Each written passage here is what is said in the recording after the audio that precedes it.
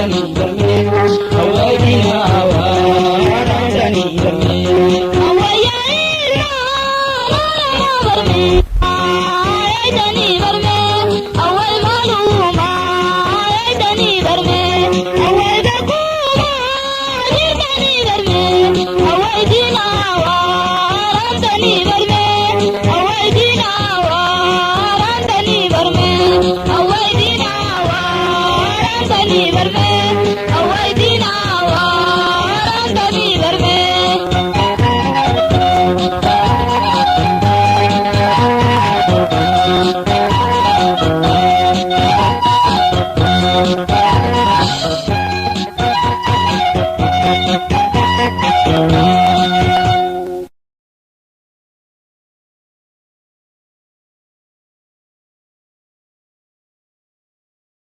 We go.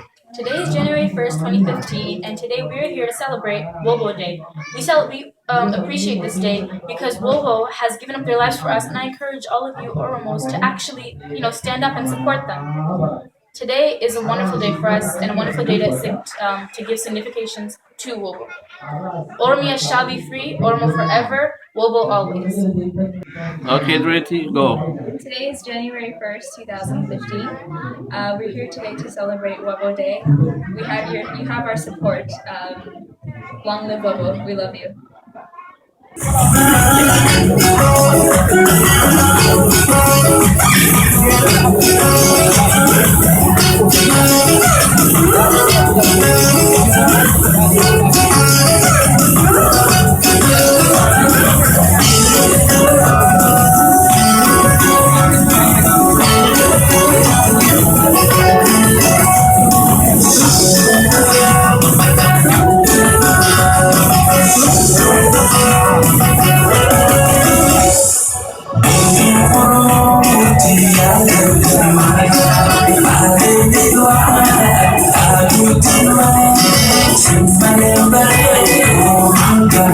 Lensa, go.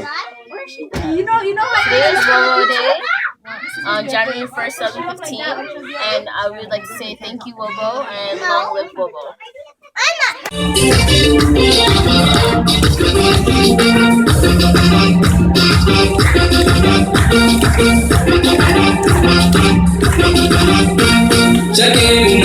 Shakiye unafana nufindo fejira sepanuame Shakiye unafana nufindo fejira sepanuame Kizangara kana unafana Shakiye nufindo fejira sepanuame Amina sisi unafana Shakiye nufindo fejira sepanuame Simale mofre unafana Shakiye nufindo fejira sepanuame Sina sisi unafana Shakiye.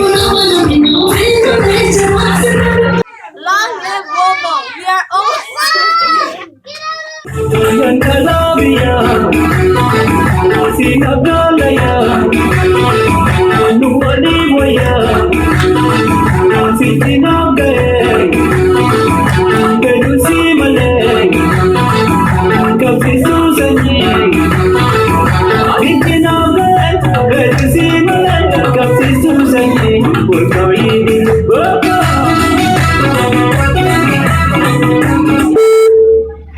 To go. Today is January 1st, 2015, and it is Wobo Day. Long live Wobo. Thank you guys.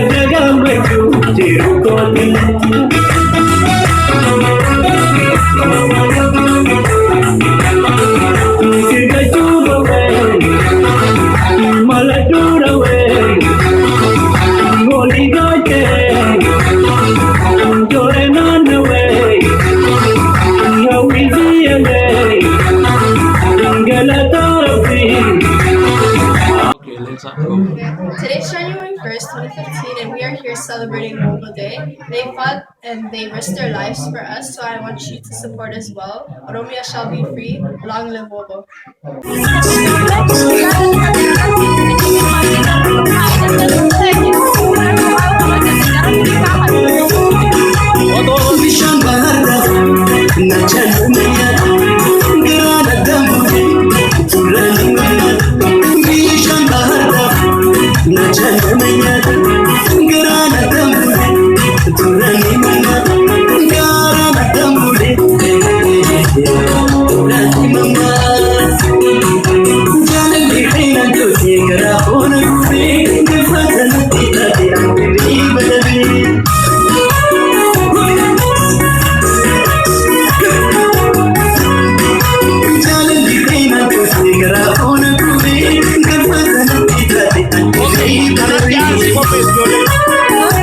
Boleh mo pesa magkakaratya.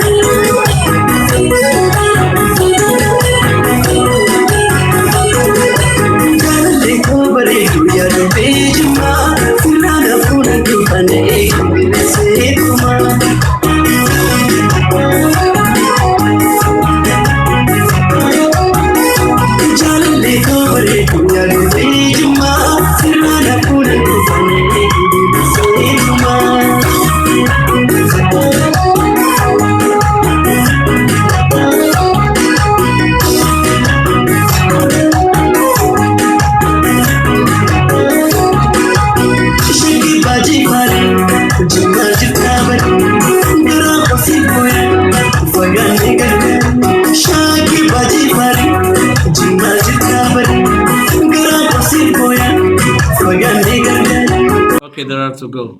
Today, January 1st, 2015, and today we're here to celebrate Wobo Day. And I encourage our Ormos to support Wobo because they gave us their lives. And Oromia shall be free. Long live Wobo.